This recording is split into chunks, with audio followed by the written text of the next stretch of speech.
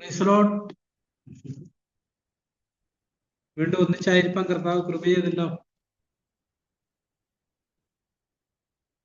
നമുക്കറിയാം, ഈ കണക്കൊക്കെ പഠിക്കുമ്പം ചില കാര്യങ്ങളൊക്കെ നമുക്ക് ഗ്രഹിക്കാൻ വളരെ ബുദ്ധിമുട്ടാണ്.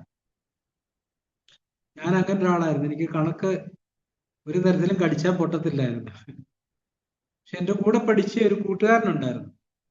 ബാക്കി വിഷയങ്ങൾക്കെല്ലാം പുള്ളി തോക്കും, പക്ഷെ കണക്കിന് 100 മാർക്ക് കിട്ടും. എനിക്കൊരു അത്ഭുതമായിരുന്നു അതെ. അപ്പൊ എന്ന് പറഞ്ഞതുപോലെ നമ്മൾ ദൈവജനത്തോടുള്ള ബന്ധത്തിൽ ഇതിന്റെ ഒരു മറഞ്ഞിരിക്കുന്ന മർമ്മങ്ങളെ പരിശുദ്ധാത്മാവാണ് നമുക്ക് മറനീക്കി കാണിച്ചു തരുന്നത്, വെളിപ്പാട്. നമ്മൾ അതുകൊണ്ട് തന്നെ ഒരു വെളിപ്പാടിന് വേണ്ടി നിരന്തരമായിട്ട് പ്രാർത്ഥിച്ചുകൊണ്ടിരിക്കണം. കേവലം ഒരു മനസ്സിലാക്കലിനപ്പുറത്തായിട്ട് ഒരു വെളിപ്പാടിലൂടെ ഗ്രഹിക്കാനായിട്ടുള്ള ഒരു ജ്ഞാനം നൽകാനായിട്ട് നമ്മൾ ദൈവത്തോട് ചോദിച്ചുകൊണ്ടേയിരിക്കണം. നമുക്കറിയാം, കർത്താവിനോട് ചോദിക്കുമ്പം കർത്താവ് നമ്മളെ ശോധന ചെയ്യാറുണ്ട്. യഥാർത്ഥത്തിൽ ആവശ്യബോധത്തോടെയാണോ നമ്മൾ വന്നേക്കുന്നതെന്ന് അറിയാൻ വേണ്ടി ചിലപ്പം പലപ്പോഴും ചോദിച്ചാൽ കിട്ടത്തില്ല. ശരിക്കും കിട്ടുന്ന എപ്പോഴാന്ന് കർത്താവ് ഉപമയെ പറഞ്ഞിട്ടുണ്ട്. തൻ്റെ വീട്ടിൽ അപ്പം ഇല്ലാത്തതുകൊണ്ട് കൂട്ടുകാരൻ തൻ്റെ വീട്ടിൽ വന്നപ്പോൾ അപ്പം ചോദിച്ച് തൻ്റെ കൂട്ടുകാരൻ്റെ അടുക്കപ്പോൾ ഒരാളെ കുറിച്ച് പറയുന്നുണ്ട്. പുള്ളി കുറെ എക്സ്ക്യൂസാ പറയുന്നത്. പക്ഷെ ഈ മനുഷ്യൻ പോവാണ്ട് മുട്ടിക്കൊണ്ടിരുന്നു. അവസാനം അവൻ തുറന്ന് കൊടുത്തു എന്നാണ് നമ്മൾ വായിക്കുന്നത്. നമുക്കും അങ്ങനത്തെ ഒരു ബലാത്കാരത്തിന്റെ മനോഭാവം വേണം. ഇത് നമ്മൾ ചിന്തിച്ചുകൊണ്ടേ ഇരിക്കണം. കർത്താവ് ഇത് വെളിപ്പെടുത്തി തരണം, ഇല്ലാണ്ട് ഞാൻ പോകത്തില്ല എന്നുള്ളൊരു നിലവിളിയുമായിട്ട് നിൽക്കുന്നിടത്ത് ആണ് കർത്താവ് അത് നമുക്ക് വെളിപ്പെടുത്തി തരുന്നത്. വെളിപ്പെടുത്തി തരുമ്പോഴുള്ള പ്രത്യേകത അത് വളരെ വ്യക്തമാകും നമുക്ക്. പിന്നെ അതിനെക്കുറിച്ച് സംശയമോ ഒന്നും നമുക്ക് തോന്നത്തില്ല. അപ്പൊ ആ നിലയിലുള്ള ഒരു വെളിപ്പാടിന് വേണ്ടി നമ്മൾ നിരന്തരമായിട്ട് കർത്താവിനോട് പ്രാർത്ഥിച്ചുകൊണ്ടിരിക്കണം. നമ്മൾ കഴിഞ്ഞ ദിവസം റോമർ 6:14 വരെ ചിന്തിച്ച് എനിക്ക് തോന്നി അതിന്റെ 12 പോലെ വാക്യങ്ങൾ ഒന്നുകൂടെ ചിന്തിക്കുന്നത് നല്ലതാണെന്ന് തോന്നുന്നു. അവിടെ ഇങ്ങനെ നമ്മൾ വായിക്കുന്ന ആകെ പാപം നിങ്ങളുടെ മർത്യ ശരീരത്തിൽ അതിന്റെ മോഹങ്ങളെ അനുസരിക്കുമാർ ഇനി വാഴരുത്. നിങ്ങളുടെ അവയവങ്ങളെ അനീതിരായുധങ്ങളായി പാപത്തിന് സമർപ്പിക്കുകയും വരുത്. നിങ്ങളെ തന്നെ മരിച്ചിട്ട് ജീവിക്കുന്നവരായും നിങ്ങളുടെ അവയവങ്ങളെ നീതിരായുധങ്ങളായും ദൈവത്തിന് സമർപ്പിച്ചുകൊള്ളുകയും. അടിസ്ഥാനപരമായിട്ട് നമ്മൾ മനസ്സിലാക്കേണ്ട ഒരു കാര്യം, നമ്മളെ വിലയ്ക്ക് വാങ്ങിയവരാ. കർത്താവ് ഒരു വലിയ വില കൊടുത്ത് നമ്മളെ മേടിച്ചെന്ന് പറയുമ്പോൾ നമ്മളെ മുഴുവനായിട്ടാണ് മേടിച്ചത്. പിന്നെ നാം നമുക്കായി തന്നെ ജീവിക്കാൻ പാടില്ല. ഭാഗത്ത് നമ്മൾ വായിക്കുന്നത്, ഇനി ആരും തനിക്കായി തന്നെ ജീവിക്കുന്നില്ല, തനിക്കായി തന്നെ മരിക്കുന്നുമില്ല, ജീവിക്കുന്നെങ്കിൽ കർത്താവിന്, മരിക്കുന്നതിലും കർത്താവിന്. അതുകൊണ്ടാണ് റോമർ 8 വരുമ്പം പാപത്തിൽ നിന്നുള്ള സ്വാതന്ത്ര്യത്തെ കുറിച്ച് പറയുമ്പം അവിടെ പരിശുദ്ധാത്മാവ് ഇങ്ങനെ രേഖപ്പെടുത്തിയിരിക്കുന്ന 12-ാം വാക്യത്തിൽ, ആകയാൽ സഹോദരന്മാരെ, നാം ജഡത്തെ അനുസരിച്ച് ജീവിക്കാൻ ജഡത്തിനല്ല കടക്കാരാകുന്നത്. നിങ്ങൾ ജഡത്തെ അനുസരിച്ച് ജീവിക്കുന്നെങ്കിൽ മരിക്കും.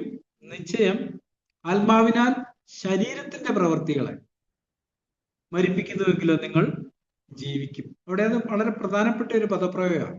ആദ്യം ജഡത്തെ അനുസരിച്ച് ജീവിക്കാൻ ജഡത്തിനല്ല കടക്കാരായിരിക്കും, ജഡത്തെ അനുസരിച്ച് നടന്നാൽ ജീവിക്കുമെന്ന് പറഞ്ഞതിന് ശേഷം അടുത്ത വാക്യത്തിൽ ശരിക്കും നമ്മൾ ഇങ്ങനെയാണ് അത് വായിക്കേണ്ടത്. നോർമലായിട്ടാണ് ആത്മാവിനാൽ ജഡത്തിന്റെ പ്രവൃത്തികളെ മരിപ്പിക്കുന്നുവെങ്കിലോ നിങ്ങൾ ജീവിക്കുമെന്നാണ്. പക്ഷെ ഇവിടെ പറഞ്ഞിരിക്കുന്നത് ആത്മാവിനാൽ ശരീരത്തിന്റെ പ്രവൃത്തികളെ മരിപ്പിക്കുന്നെങ്കിലോ നിങ്ങൾ ജീവിക്കും. ജഡത്തിന്റെ ഒരു പ്രത്യേകത നമ്മൾ മനസ്സിലാക്കേണ്ടത്, ആ ജഡം അവിടെ തന്നെ ഉണ്ടാകും നമ്മുടെ മരണം വരെ. അതിന്റെ കാരണം നമ്മളെ ആത്മീയമായിട്ട് ശക്തരാക്കാനാണ്. ഇസ്രായേലിന്റെ ദൈവം പറഞ്ഞല്ലോ, ശത്രുക്കളെ ഒറ്റയടിക്കാൻ നീക്കിക്കളയത്തില്ല, കുറേശ്ശെയായിട്ട് നീക്കത്തുള്ളൂ. ഇനി ഒറ്റയടിക്ക് നീക്കിക്കളഞ്ഞാൽ വന്യമൃഗങ്ങൾ പെരുകി നിങ്ങളുടെ ജീവൻ ആപത്താകും. ആത്മീയാർത്ഥത്തിലും അതൊരു യാഥാർത്ഥ്യമാണ്. ദൈവം പടിപടിയായിട്ടാണ് നമ്മളെ സ്വാതന്ത്ര്യത്തിലേക്ക് കൊണ്ടുവരുന്നത്. നമ്മൾ ഏത് അവയവത്തെ ദൈവത്തിന് സമർപ്പിക്കുന്നോ ആ അവയവം കൊണ്ട് ചെയ്യുന്ന പാപങ്ങൾ നിൽക്കും. നമ്മുടെ കണ്ണിനെ സമർപ്പിച്ചു കഴിഞ്ഞാൽ പിന്നെ കണ്ണുകൊണ്ട് ചെയ്യുന്ന പാപങ്ങൾ നമ്മൾ സ്വതന്ത്രരാകും. നമ്മുടെ നാവിനെ ഏൽപ്പിച്ചു കൊടുക്കുന്നെങ്കിൽ ആ തലത്തിലുള്ള സ്വാതന്ത്ര്യം നമുക്ക് കിട്ടുന്നു. അതാ പറഞ്ഞിരിക്കുന്നത്, ആത്മാവിനാൽ ശരീരത്തിന്റെ പ്രവൃത്തികളെ. റോമർ 12:1 നമുക്കറിയാം, നിങ്ങളുടെ ശരീരങ്ങളെ ഒരു യാഗമായിട്ട് കൊടുക്കാനാ പറയുന്നത്. ഒരു യാഗം കഴിഞ്ഞു കഴിഞ്ഞാൽ യാഗവസ്തു അവിടെ അവശേഷിക്കുന്നില്ല എന്ന് പറഞ്ഞതുപോലെ നമ്മുടെ അവയവങ്ങളെ നമ്മൾ ദൈവത്തിന് യാഗമായിട്ട് കൊടുക്കുന്നെങ്കിൽ നമ്മൾ കൂടുതൽ കൂടുതൽ പാപത്തിൽ നിന്നുള്ള സ്വാതന്ത്ര്യത്തിലേക്ക് വരും. അതിന്റെ കാരണം ഇനിയും നമുക്കുള്ളവരല്ല, നമ്മൾ കർത്താവിനുള്ളവരാണ്. നമ്മൾ റോമർ 10 വായിക്കുന്ന ഒരു കാര്യം, യേശുവിനെ കർത്താവെന്ന് വായിക്കൊണ്ട് ഏറ്റു പറയുകയും. അപ്പൊ യഥാർത്ഥത്തിൽ ക്രിസ്തുവിലേക്ക് വരുന്ന ഒരാളെ സംബന്ധിച്ചിടത്തോളം അവൻ ക്രിസ്തുവിന്റെ ആധിപത്യത്തിന് തന്നെത്താൻ കീഴടക്കി കൊടുക്കുക ചെയ്യുന്നത്. കർത്താവ് ആധിപത്യം സ്ഥാപിക്കുകയല്ല, നമ്മൾ വിധേയപ്പെടുത്തി കൊടുക്കുക ചെയ്യുന്നത്. അപ്പം കർത്താവ് കാത്തിരിക്കുന്ന ഒരു കാര്യം, നമ്മൾ ഏതൊക്കെ തലങ്ങളെ വെളിപ്പെടുത്തി കൊടുക്കുന്നു അല്ലെ സമർപ്പിക്കുന്നോ ആ തലങ്ങളിലെ ദൈവത്തിന്റെ പരിശുദ്ധാത്മാവ് ഒരു പ്രവൃത്തി ചെയ്യത്തുള്ളൂ. കർത്താവ് ഒരിക്കലും നമ്മുടെ വീട്ടിൽ വന്ന് ഇടിച്ചു കയറി എല്ലാ മുറികളിലും വരാറില്ല. സാഗ്രോർ പറയാറില്ലേ, നമ്മൾ തുറന്നു കൊടുക്കുന്ന മുറിയിലാണ് കടന്നു വരുന്നത്. മാന്യന പരിശുദ്ധാത്മാവ്. അപ്പം മുട്ടും തുറന്നാൽ അവിടെ കയറി വന്ന് നമ്മ ഒരു സ്വാതന്ത്ര്യത്തിലേക്ക് നയിക്കും. അപ്പൊ നമ്മൾ ആ മുട്ട് കേൾക്കുമ്പം തുറക്കാൻ വിസമ്മതിച്ചാൽ അവിടെ പരിശുദ്ധാത്മാവ് ഒരു പ്രവൃത്തിയും ചെയ്യത്തില്ല. അവിടെ അങ്ങനെ തന്നെ ഇരുളുള്ള ഒരു മുറിയായിട്ട് നമ്മുടെ ഹൃദയം അവശേഷിക്കും. അതുകൊണ്ടാണ് നമ്മൾ 6-ാം അധ്യായത്തിൽ വായിക്കുന്ന 12-ാമത്തെ വാക്യത്തിൽ, ആകയാൽ പാപം നിങ്ങളുടെ മർത്തി ശരീരത്തിൽ അതിന്റെ മോഹങ്ങളെ അനുസരിക്കുമാർ ഇനി വാഴരുത്. ഇതിനു മുമ്പ് അങ്ങനെ വാണമുണ്ടായിരുന്നേ, പാവമായിരുന്നു നമ്മുടെ മേൽ കർത്തൃത്വം നടത്തി എന്ന് പറഞ്ഞതിന്റെ അർത്ഥം എന്താ? നമ്മുടെ ജഡം കോപിക്കാൻ പറയുമ്പോൾ നമ്മൾ കോപിക്കും, നമ്മുടെ അവയവങ്ങളെ ഏൽപ്പിച്ചു കൊടുക്കും. മോഹിക്കാൻ പറയുമ്പം നമ്മൾ മോഹിക്കും, നമ്മുടെ കണ്ണുകളെ ഏൽപ്പിച്ചു കൊടുക്കും.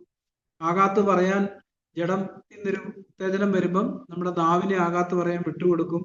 അങ്ങനെ നമ്മുടെ അവയവങ്ങളെ പാപത്തിന് വേണ്ടി നമ്മൾ വിട്ടുകൊടുത്തോണ്ടായിരുന്നു. ഇനി നമ്മളോട് അങ്ങനെ ചെയ്യരുതെന്ന് പറഞ്ഞിട്ട് പറയുന്നൊരു കാര്യം, നിങ്ങളെ തന്നെ മരിച്ചിട്ട് ജീവിക്കുന്നവരായി നിങ്ങളുടെ അവയവങ്ങളെ നീതിരായുധങ്ങളായും ദൈവത്തിന് സമർപ്പിച്ചു കൊള്ളുകയും. അപ്പൊ പരിശുദ്ധാത്മാവ് നമ്മൾ ചെയ്യുന്നൊരു കാര്യം എന്താ? റോമർ 8 നമ്മൾ വായിച്ചെന്താ? ആത്മാവിനാൽ ശരീരത്തിന്റെ പ്രവൃത്തികളെ. അപ്പൊ യഥാർത്ഥത്തിൽ നമുക്ക് ആത്മാവിന്റെ ആവശ്യം എന്താ?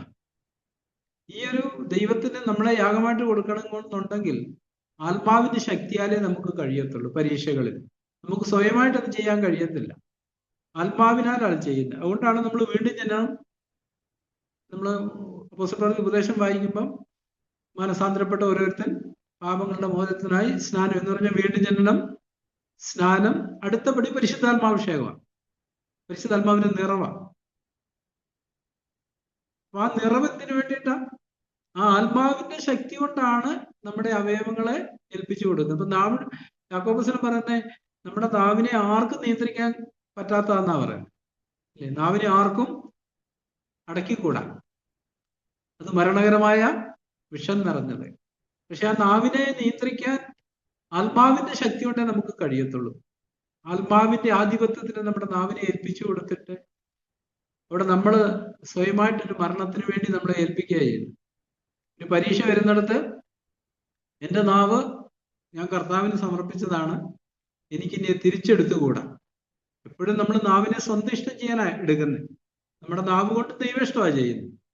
അപ്പൊ പരീക്ഷയുടെ സ്ഥാനത്ത് നമ്മൾ ആത്മാവിന്റെ ശക്തി അല്ലെങ്കിൽ ഒരു നിലപാട് എടുക്കുന്നിടത്താണ് യേശുവിന്റെ മരണം നമ്മളിൽ വ്യാപരിക്കുകയും അതിന്റെ അനന്തരഫലമായി യേശുവിന്റെ ജീവൻ നമ്മളിൽ പ്രത്യക്ഷപ്പെടുകയും ചെയ്യുന്നത്. ഇല്ലേ നമ്മുടെ സ്വന്തം ജീവനാണ് പ്രത്യക്ഷപ്പെടുന്നത്. യേശുവിന്റെ ജീവൻ വെളിപ്പെടണമെന്നുണ്ടെങ്കിൽ യേശു നിമിത്തം നമ്മളെ തന്നെ നിരന്തരമായിട്ട് മരണത്തിന് ഏൽപ്പിച്ചുകൊണ്ടേയിരിക്കണം. നമ്മൾ ഇതിനെ എണ്ണുന്നേ നിങ്ങളെ തന്നെ മരിച്ചിട്ട് ജീവിക്കുന്നവരായും അങ്ങനെ എണ്ണാനാ പറഞ്ഞിരിക്കുന്നത്. നിങ്ങളുടെ അവയവങ്ങളെ നീതിരാജ്യങ്ങളെ ദൈവത്തിന് സമർപ്പിച്ചുകൊള്ളു. മുകളിലോട്ട് പറയുമ്പോൾ അതാ പറഞ്ഞിരിക്കുന്നത്. അപ്പൊ നമ്മുടെ ദിനപ്രതിയുള്ള പരീക്ഷകളിൽ നമ്മൾ നിരന്തരമായിട്ട് ശോധന ചെയ്യപ്പെടാറുണ്ട്. അപ്പൊ പരീക്ഷയിലാണ് നമ്മളെ തന്നെ ഒരു യാഗമായിട്ട് കൊടുക്കുന്നത്. അപ്പൊ നമ്മൾ പാടുമ്പോൾ പലപ്പോഴും അർത്ഥമില്ലാണ്ടാ പാടുന്നത്. നമ്മൾ പാടുന്ന പല പാട്ടുകളും, നമ്മുടെ പാട്ടുപുസ്തകത്തിലെ 761-ാമത്തെ പാട്ടിൽ നമ്മൾ ഇങ്ങനെ പാടുന്ന, ആത്മഫലത്താൽ നിറഞ്ഞൊരു ജീവിതം ജയകരമായി നയിപ്പാൻ ഞങ്ങൾ ആത്മാവും ദേഹിയും ദേഹവുമെല്ലാം തിരുമുമ്പിൽ സമർപ്പിക്കുന്നു. നമ്മൾ അങ്ങനെ പാടാറുണ്ട്, പക്ഷെ നമ്മൾ സമർപ്പിക്കാറുണ്ടോ? അതാ പറഞ്ഞത്, ഇനി നിങ്ങളുടെ അവയവങ്ങളെ അനീതിരായുധങ്ങളായി പാപത്തിന് സമർപ്പിക്കരുത്. ഇപ്പം നമ്മൾ പെന്തക്കോസ്ത് ലോകത്തിലൊക്കെ ഉള്ള ഒരു പാട്ടുണ്ട്, ആരാധനയിൽ വിടുതലുണ്ടെന്ന്, ആരാധിക്കുമ്പോൾ വിടുതലുണ്ടെന്നൊക്കെ പറഞ്ഞ് പാടാറുണ്ട്. അതൊരു യാഥാർത്ഥ്യമാണ്. പക്ഷെ അവരുദ്ദേശിക്കുന്ന ആരാധനയും വചനം പറയുന്ന ആരാധനയും തമ്മിൽ വ്യത്യാസമുണ്ട്. അവരുദ്ദേശിക്കുന്ന ആരാധന എന്ന് പറഞ്ഞാൽ കുറെ ഒച്ചവും ബഹളവും അങ്ങനത്തെ ഒരു ഇതിലാണ് ചിന്തിക്കുന്നത്. പക്ഷെ യഥാർത്ഥ ആരാധന എന്ന് പറഞ്ഞാൽ എന്താ? നിങ്ങളുടെ ശരീരങ്ങളെ അല്ലെ അവയവങ്ങളെ ബുദ്ധിയുള്ള ആരാധനയായി ദൈവത്തിന് സമർപ്പിക്കുക. ഒരു നാവ് കൊണ്ട് പാപം ചെയ്യാനുള്ള പരീക്ഷ വരുന്നിടത്ത് ഞാൻ എൻ്റെ നാവിനെ ഒരു യാഗമായിട്ട് കൊടുക്കുന്നിടത്താണ് ഞാൻ യഥാർത്ഥത്തിൽ ദൈവത്തെ ആരാധിക്കുന്നത്. അങ്ങനെ ഞാൻ നാവിനെ സമർപ്പിച്ച് കഴിയുമ്പോൾ എന്താ സംഭവിക്കുക? സങ്കീർത്തനക്കാരൻ പറഞ്ഞ പോലെ ഇനി എൻ്റെ നാവ് കൊണ്ട് ഞാൻ പാപം ചെയ്യത്തില്ല, എൻ്റെ നാവ് കൊണ്ട് ഞാൻ ദൈവേഷ്ടം ചെയ്യത്തുള്ളൂ. അവിടെ ഒരു ആരാധന നടന്നു. അല്ലാണ്ട് നമ്മൾ ഈ പറയുന്നത് കൊണ്ടൊന്നും സംഭവിക്കുന്നില്ല. അപ്പൊ നമ്മൾ പാടുമ്പോഴാണേലും അർത്ഥമാക്കി പാടുകയാണെങ്കിൽ പരിശുദ്ധാത്മാവിന് നമ്മളെ ഒത്തിരി മുന്നോട്ട് നയിക്കാനായിട്ട് കഴിയും. അങ്ങനെ 14-ാം വാക്യത്തിൽ പറയുന്നത്, നിങ്ങൾ ന്യായപ്രമാണത്തിനല്ല കൃപയ്ക്കത്ര അധീനരാകിയാൽ പാപം നിങ്ങളിൽ കർത്തൃത്വം നടത്തും. പാപം കർത്തൃത്വം നടത്തുന്നില്ല. പാപം ഭരിക്കുക എന്ന് പറഞ്ഞാൽ എന്താ? നമുക്കറിയാം, ഉള്ളിൽ നിന്നൊരു കോപം വന്നു, അത് നമ്മളെ മുഴുവനായിട്ട് കീഴടക്കി നമ്മുടെ അവയവങ്ങളിലൂടെ ഇത് മുഴുവൻ നമ്മൾ വെളിപ്പെടുത്തും. ആകാത്ത വാക്കുകളും ആക്രോശങ്ങളും ഒച്ചപ്പാടും പരാതിയും പിറുപിറുപ്പും ബഹളവും. പാപം കർത്തൃത്വം നടത്തുന്നതിന്റെ ഒരു ലക്ഷണമാണ്. അപ്പോസ്തലൻ അതുകൊണ്ടാണ് കൊരിന്ത്യലേഖനത്തിൽ പറഞ്ഞ്, എൻ്റെ ശരീരം ഇച്ഛിക്കുന്നതല്ല ഞാൻ ചെയ്യുന്നത്, ഞാൻ ഇച്ഛിക്കുന്ന എൻ്റെ ശരീരത്തെ കൊണ്ട് ചെയ്യിക്കുക. എൻ്റെ ശരീരത്തെ ദണ്ഡിപ്പിച്ച് അടിമയാക്കുന്നു എന്ന് മലയാളത്തിൽ പറഞ്ഞ്. ലിവിംഗ് ബൈബിളിലെ ട്രാൻസ്ലേഷനാണ്. അതെന്നെ ഒത്തിരി സഹായിച്ചൊരു കാര്യമാണ്. ഓരോ പരീക്ഷയോടുള്ള ബന്ധത്തിലും നമ്മളിൽ നിന്ന് വരുന്ന ഒരു ഇനിഷ്യേറ്റീവ് ഉണ്ട്, സ്വയത്തിൽ നിന്ന് വരുന്ന. ആകാത്ത പറയാൻ, ആകാത്ത ചിന്തിക്കാൻ, ആകാത്ത പോലെ പ്രതികരിക്കാൻ. അവിടെ എൻ്റെ നിലപാട് ഇനിയും എൻ്റെ ശരീരം ഇച്ഛിക്കുന്ന ഞാൻ ചെയ്യത്തില്ല. ഈ സാഹചര്യങ്ങളിൽ ദൈവം എന്ത് ഇച്ഛിക്കുന്നതിനെ കുറിച്ച്, ഇവിടെ ഞാൻ എന്ത് പറയണമെന്ന് ഇച്ഛിക്കുന്നത് അതേ ഞാൻ ചെയ്യത്തുള്ളൂ. അങ്ങനെ നമ്മൾ ശരീരത്തെ ദണ്ഡിപ്പിച്ചടിമയാക്കുക എത്ര എന്ന് അപ്പോസ്തലൻ പറഞ്ഞിരിക്കുന്നത്. ഞാൻ എൻ്റെ ശരീരത്തെ ദണ്ഡിപ്പിച്ച് അടിമയാക്കാന്ന് പറഞ്ഞാൽ എന്താ? എൻ്റെ ഇഷ്ടം എൻ്റെ ശരീരത്തെ കൊണ്ട് ഞാൻ ചെയ്യിക്കും. ഇതുവരെ ഞാൻ എൻ്റെ ശരീരത്തിന്റെ ഇഷ്ടം പോലെയാ ചെയ്തേ. തമിഴിൽ അത് മാംസത്തിൻ പടിയായി നടക്കുക എന്നാ പറയാം. ശരീരം, നമ്മുടെ ശരീരം കൊണ്ടാണ് നമ്മൾ നമ്മുടെ ഇഷ്ടം ചെയ്തുകൊണ്ടിരുന്നത്. ഇനിയും നമ്മുടെ ശരീരം കൊണ്ട് തന്നെയാണ് ദൈവേഷ്ടം ചെയ്യാൻ പോകുന്നത്. അപ്പൊ അവിടെയുള്ള പ്രത്യേകത എന്താന്ന് ചോദിച്ചാൽ, നമ്മുടെ ശരീരത്തിൽ നമുക്കുള്ള അവകാശം നമ്മൾ ഉപേക്ഷിച്ചു, അത് കർത്താവിനെ ഏൽപ്പിച്ചു കൊടുത്തു. പല വാക്യങ്ങളും നമ്മൾ അതിനോടുള്ള ബന്ധത്തിൽ വായിക്കുന്നുണ്ട്. 1 കൊരിന്ത്യർക്ക് 6-ാം അധ്യായം അതിന്റെ 13 മുതലുള്ള വാക്യങ്ങൾ നമ്മൾ ഇങ്ങനെ വായിക്കുന്നു. 1 കൊരിന്ത്യർ 6-ന്റെ 13 മുതലുള്ള വാക്യങ്ങളിൽ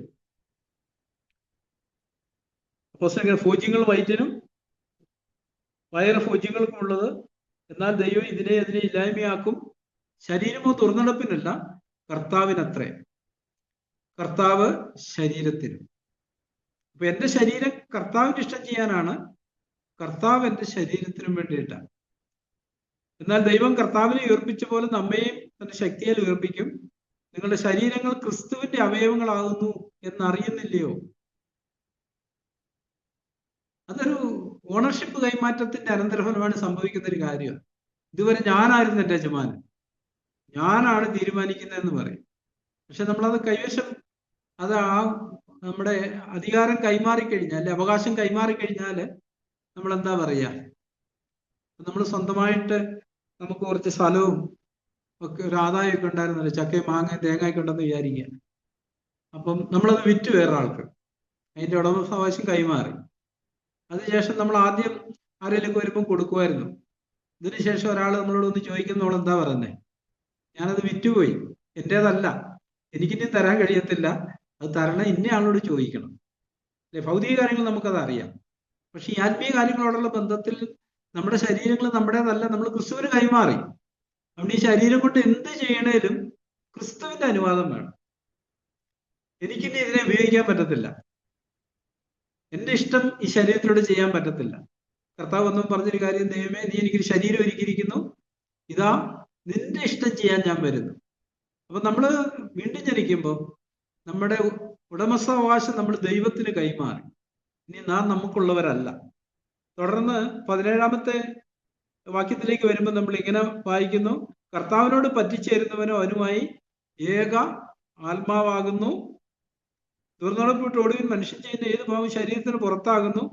ദുർനടപ്പുകാരന് സ്വന്തം ശരീരത്തിന് വിരുദ്ധമായി പാപം ചെയ്യുന്നു. 19-ാം വാക്യം, ദൈവത്തിന്റെ ദാനമായി നിങ്ങൾ ഇരിക്കുന്ന പരിശുദ്ധാത്മാവിന്റെ മന്ദിരമാകുന്നു നിങ്ങളുടെ ശരീരമെന്നും നിങ്ങളെ വിലയ്ക്ക് വാങ്ങിയിരിക്കാൻ നിങ്ങൾ താന്താക്കൾ ഉള്ളവരല്ല എന്നും അറിയുന്നില്ലയോ? ആകയാൽ നിങ്ങളുടെ ശരീരം കൊണ്ട് ദൈവത്തെ മഹത്വപ്പെടുത്തുകയും. എന്റെ അവയവങ്ങളെല്ലാം ഇനി ദൈവനാമത്തിന് വേണ്ടിയിട്ടുള്ളതാണ്. എന്റെ ചിന്ത, എന്റെ ഇഷ്ടങ്ങള്, എന്റെ വില്ല് എല്ലാം ദൈവത്തിന് വേണ്ടിയിട്ടുള്ളത്. അപ്പം അതിനു മുമ്പ് നമ്മുടെ തന്നെയായിരുന്നത്. നമ്മുടെ ഇഷ്ടം പോലെ പ്രവർത്തിച്ചു.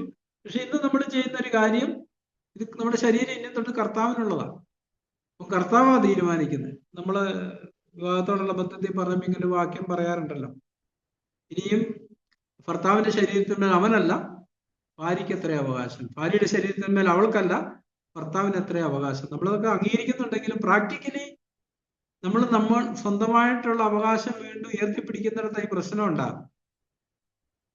ഞാൻ എൻ്റെ അവകാശങ്ങള് എൻ്റെ ഭാര്യയ്ക്ക് വേണ്ടി എൻ്റെ ശരീരത്തിനുള്ള അവകാശം ഉപേക്ഷിക്കുന്നിടത്ത്, അല്ലെങ്കിൽ ഒരു ഭാര്യ തന്റെ ശരീരത്തിന്മേൽ ഭർത്താവിന് വേണ്ടി തന്നെയുള്ള അവകാശങ്ങള് ഉപേക്ഷിക്കുന്നിടത്താണ് ഒന്നായി ചേരുന്ന ഒരു പ്രക്രിയ നടക്കത്തുള്ളൂ. ഇല്ലേ അങ്ങനെ തന്നെ ഇരിക്കും, രണ്ടായിട്ടിരിക്കും. അവിടെ നമ്മൾ മനസ്സിലാക്കേണ്ട ഒരു കാര്യം ഇതാണ്, ഒരു അവകാശ കൈമാറ്റം നടന്നിട്ടുണ്ട് നമ്മളെ സംബന്ധിച്ചിടത്തോളം. ഇനി എനിക്കുള്ളതൊന്നും എനിക്കുള്ളതല്ല. പഴയൊരു പാട്ടുണ്ട്, ഞാനും എനിക്കുള്ളതുമെല്ലാം എൻ്റെ യേശുവിനത്രേ. ഇപ്പൊ ഇനി ഞാനും എനിക്കുള്ളതെന്ന് പറയാൻ നമുക്ക് എന്താ ഉള്ളത് ഇവിടെ? ആകെപ്പാടെ ഒരു ശരീരമാണ് പ്രധാനമായിട്ട് പറയാൻ നമുക്കുള്ളതെന്ന് അവകാശപ്പെടാനുള്ളത് ഒരു ശരീരമാണ്. അത് നമ്മൾ കർത്താവിന് കൈമാറ്റം ചെയ്തിട്ടുണ്ടോ എന്നുള്ളതാണ് നമ്മൾ നേരിടുന്ന വലിയൊരു ചോദ്യം. പ്രായോഗികമായിട്ട് പരീക്ഷയുടെ സമയത്ത് പരിശുദ്ധാത്മാവ് അതാ നമ്മളെ കാണിച്ചു തരുന്നത്. ഒരു കാര്യം സംസാരിക്കാൻ തുടങ്ങുമ്പോൾ ആത്മാവ് എന്താ പറയുന്നത്? നിനക്കിങ്ങനെ സംസാരിക്കാനുള്ള അവകാശമില്ലേ? നിന്റെ നാവ് നിന്റേതല്ല, കർത്താവിൻ്റെതാണ്. നമ്മൾ ശരിക്കും കർത്താവിൻ്റെതാന്ന് പറയുമ്പോൾ ആത്മാവിനെ വിധേയപ്പെടുത്തി കൊടുക്കുന്നു. ആത്മാവിന്റെ ഫലത്തെക്കുറിച്ച് പറയുമ്പോൾ ഒമ്പതാമതായിട്ട് പറയുന്ന ഒരു കാര്യം മലയാളത്തിൽ ഇന്ദ്രിയജയം, ഇംഗ്ലീഷിൽ പറയുന്നത് സ്വയം നിയന്ത്രണം എന്ന് പറഞ്ഞാൽ ആത്മാവാണ് നിയന്ത്രിക്കുന്നത്, ഞാനല്ല നിയന്ത്രിക്കുന്നത്. എനിക്കുള്ളതെല്ലാം ആത്മാവിൻ്റെതാണ്, ആത്മാവിനാണ് ഇതിന്മേലെ കർത്തൃത്വമുള്ളത്. തുടർന്ന് 15-ാം വാക്യത്തിലേക്ക് വരുമ്പോൾ നമ്മൾ ഇങ്ങനെ വായിക്കും, എന്നാൽ എന്ത്? ന്യായപ്രമാണത്തിനല്ല കൃപയ്ക്കത്രേ അധീനരാകിയാൽ നാം പാപം ചെയ്യുന്ന ഒരു നാൾ വരും. അപ്പൊ നമ്മളെ ന്യായപ്രമാണത്തിന്റെ ശാപത്തിൽ നിന്ന് വിലയ്ക്ക് വാങ്ങി നമ്മളെ ന്യായപ്രമാണത്തിൽ നിന്ന് സ്വതന്ത്രരാക്കി കർത്താവ് തന്നെ സ്വന്തമാക്കി.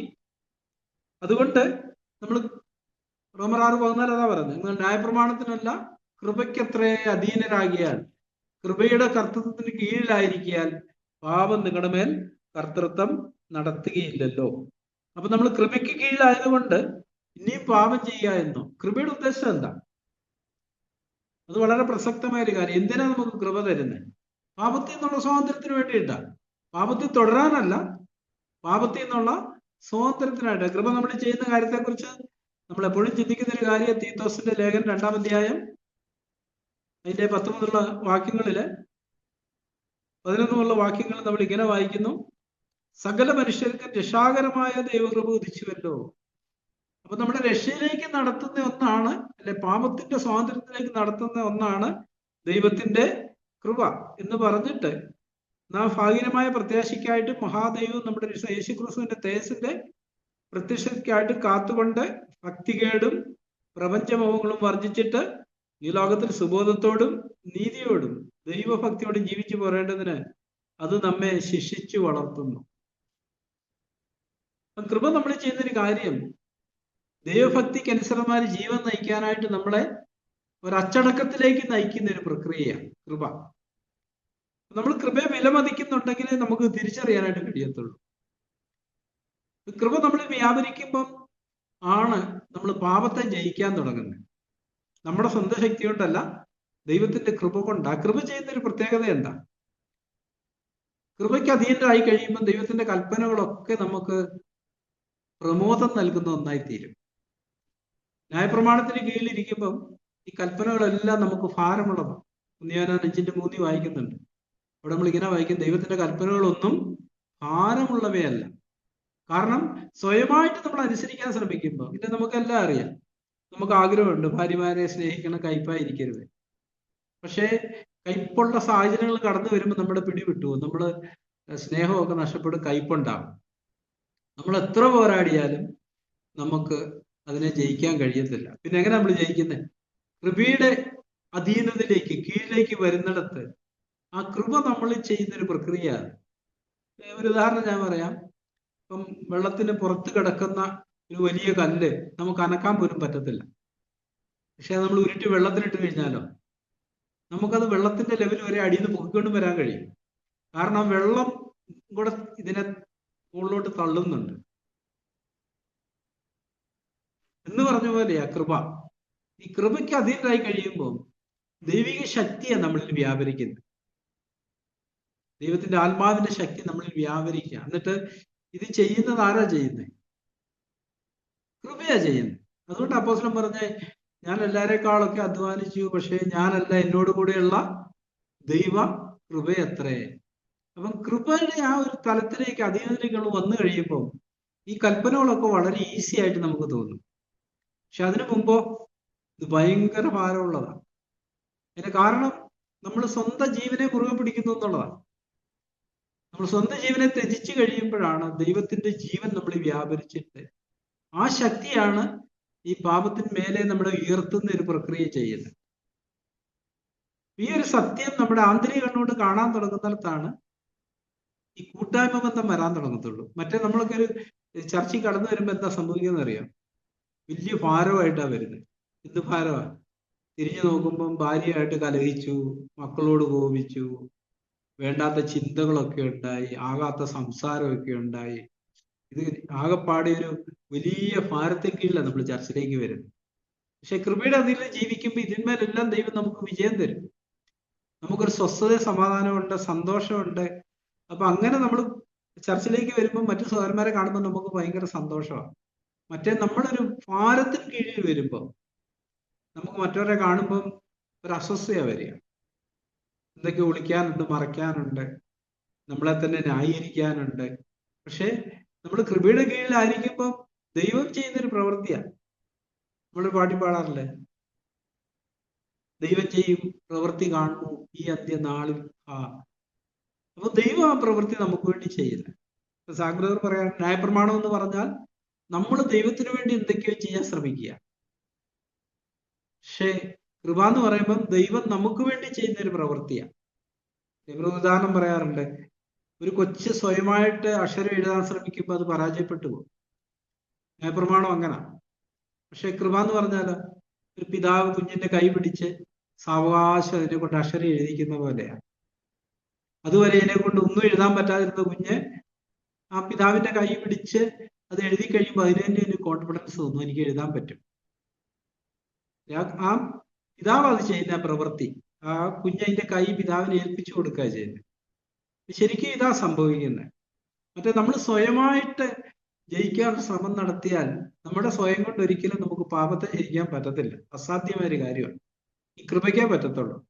ഈ സത്യങ്ങൾ നമ്മുടെ ആന്തരിക കണ്ണുകൊണ്ട് കാണാൻ തുടങ്ങി കഴിയുമ്പോൾ നമ്മൾ സ്വതന്ത്രരായി. ഈ കൃപ നമ്മളെ നയിക്കുന്ന ഒരു അവസ്ഥ നമുക്ക് കാണാനായിട്ട് കഴിയും. ഇത് വളരെ പ്രധാനപ്പെട്ട ഒരു കാര്യമാണ്. ഇവിടെ നമ്മൾ തീത്തോസി വായിക്കുന്ന ഭക്തികേട്. ഭക്തികേട് എന്ന് പറഞ്ഞാൽ എന്താ? ഭക്തി എന്ന് പറഞ്ഞാൽ എന്താ? Fear of the Lord. ഭക്തികേട് എന്ന് പറഞ്ഞാൽ ദൈവഭയം ഇല്ലാത്ത അവസ്ഥ. അപ്പം കൃപ എന്ത് ചെയ്യും? ഈ ഭക്തികേടും പ്രപഞ്ചമോഹങ്ങളും വർജിക്കാൻ നമ്മളെ സഹായിക്കും. നമുക്ക് ജഡത്തോടുള്ള ആസക്തി നഷ്ടപ്പെടാൻ തുടങ്ങും. ജഡത്തിനോടുള്ള ആ വിധേയത്വവും ആസക്തിയും നമുക്ക് നഷ്ടപ്പെടാൻ തുടങ്ങും. റോമർ 8 നമ്മൾ ഇങ്ങനൊരു വാക്യം വായിക്കുന്നുണ്ടല്ലോ. റോമർ 8:9 നിങ്ങളോ ദൈവത്തിന്റെ ആത്മാവ് നിങ്ങൾ വസിക്കുന്നു എന്ന് വരികിൽ ജഡസ്വഭാവമുള്ളവരല്ല ആത്മസ്വഭാവമുള്ളവരത്രേ. ക്രിസ്തുവിന്റെ ആത്മാവില്ലാത്തവൻ അവനുള്ളവൻ അല്ല. അപ്പൊ ദൈവത്തിന്റെ ആത്മാവ് നമ്മൾ വസിക്കുന്നുവെങ്കിൽ, ഈ ദൈവത്തിന്റെ ആത്മാവ് നമ്മൾ വസിച്ചോട്ടാ ഈ പ്രവൃത്തിയല്ല, നമ്മളല്ല ചെയ്യുന്നത്. അതാ അപ്പോസ്തലൻ പറഞ്ഞു, ഞാനല്ല, എന്നോട് കൂടെയുള്ള ദൈവ കൃപയത്രേ. ഉന്നിയോനാനില് വസിക്കുക എന്നുള്ളതിനോടുള്ള ബന്ധത്തിൽ ഉന്നിയോനാന്റെ ലേഖനം 3-ാം അധ്യായം 24-ാം വാക്യം നമ്മൾ ഇങ്ങനെ വായിക്കുന്നു: അവന്റെ കൽപ്പനകളെ പ്രമാണിക്കുന്നവൻ അവനിലും അവൻ ഇവനിലും വസിക്കുന്നു, അവൻ നമ്മിൽ വസിക്കുന്നു എന്ന് അവൻ നമുക്ക് തന്ന ആത്മാവിനാൽ നാം അറിയുന്നു. അപ്പൊ ഈ കൽപ്പനകളെ പ്രമാണിക്കാൻ നമ്മളെ പ്രാപ്തരാക്കുന്ന ദൈവത്തിന്റെ ആത്മാവ് നമ്മളിൽ വസിച്ചോണ്ടാണ്. അവിടെ വസിക്കുക എന്നുള്ള പദപ്രയോഗം വളരെ പ്രധാനപ്പെട്ട ഒരു കാര്യമാണ്. നമുക്കറിയാം, ഈ പണ്ടൊക്കെ പിതാക്കന്മാര് വീട്ടിലുണ്ടായാലും വീട്ടിൽ ഭയങ്കര നിശബ്ദത, അച്ചടക്കവും കാര്യങ്ങളൊക്കെ വളരെ ക്രമത്തിലായിരിക്കും. വഴക്കോ ഒച്ചപ്പാടോ ബഹളോ അനുസരണക്കേടോ ഒന്നും കാണാൻ കഴിയുന്നില്ല. പിതാവ് പുറത്തോട്ട് പോയി കഴിഞ്ഞാൽ ആകെപ്പാടെ ജഗപോയാണ്. ഒച്ചപ്പാടും ബഹളവും അടിയും പിടിയും, ആകെപ്പാടെ പറയുന്നൊന്നും അനുസരിക്കത്തുമില്ല. പക്ഷെ പിതാവ് പകലേന്ന് വരുന്ന കാണുമ്പോഴേ ഇവിടെ എല്ലാം ക്രമത്തിലാകും. പിള്ളേരെല്ലാം നിശബ്ദരാകും. അമ്മ പറഞ്ഞ എന്തും അനുസരിക്കും. പക്ഷെ പിതാവ് ഇല്ലാത്തപ്പോ അമ്മ പറഞ്ഞാലും മൈൻഡ് ചെയ്യത്തില്ല. പക്ഷെ പിതാവിന്റെ സാന്നിധ്യം കാര്യങ്ങളെല്ലാം ക്രമപ്പെടുത്തും എന്ന് പറഞ്ഞാലും അവിടെ പറഞ്ഞിരിക്കുന്നു. ആത്മാവ് നിങ്ങളിൽ വസിക്കുന്നുവെങ്കിൽ, വന്നു പോകുന്നൊരു പ്രക്രിയയല്ല, വസിക്കുക. അങ്ങനെ നമ്മൾ ആത്മാവ് നമ്മളിൽ വസിക്കുന്നുണ്ടെങ്കിൽ ഇവിടെ പറഞ്ഞിരിക്കും നമ്മൾ ജഡസ്വഭാവം ഉള്ളവരല്ല, ആത്മസ്വഭാവം ഉള്ളവരാ. അപ്പൊ ആത്മാവ് വസിക്കണേ എന്ത് വേണം? ആത്മാവ് എപ്പോഴാണ് നമ്മൾ വസിക്കുക? അല്ലെ ആത്മാവ് എപ്പോഴാണ് നമ്മളെ വിട്ടു പോകുന്നേ? നമ്മളെ എഫീസ് ലേഖനത്തിൽ ഇങ്ങനെ വാക്യം വായിക്കുന്നുണ്ടല്ലോ. എഫീസ് ലേഖനം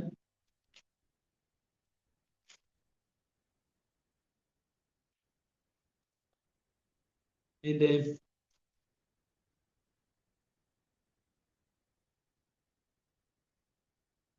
4-ാം അധ്യായത്തില്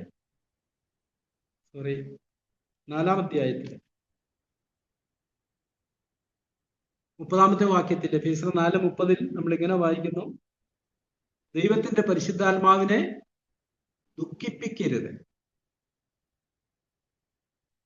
എപ്പോഴാ പരിശുദ്ധാത്മാവ് ദുഃഖിക്കുന്നേ? നമ്മൾ ആത്മാവിനെ അനുസരിക്കാതിരിക്കുമ്പോഴാണ്.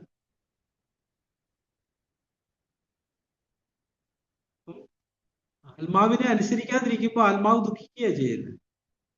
ഇവിടെ പറയുന്നു, ദൈവത്തിന്റെ പരിശുദ്ധാത്മാവിനെ ദുഃഖിപ്പിക്കരുത്, അവനാലല്ലോ നിങ്ങൾക്ക് വീണ്ടെടുപ്പ് നാളിനായി മുദ്ര ഇട്ടിരിക്കുന്നേ.